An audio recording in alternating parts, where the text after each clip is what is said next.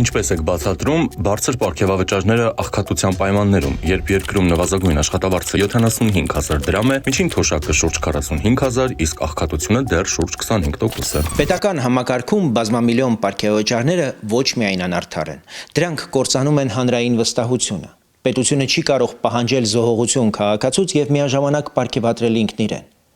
Տնտեսական անհավասարության պայմաններում պարգևավճարների այս չափերը բյուջետային սխալ առաջնահերթության նշան են։ Սինգապուրը հաճախ օրինակ ենք բերում, բայց այնտեղ պարգևավճարները կապվում են երկրի ընդհանուր տնտեսական արդյունքի եւ ծառայության չափելի արդյունավետության, ոչ թե պաշտոնի հետ։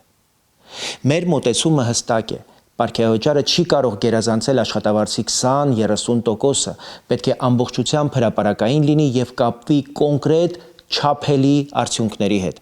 Ավելին, մեր համոզմամբ խնայված միջոցները պետք է ուղղվեն թոշակների եւ նվազագույն աշխատավարձի բարձրացմանը։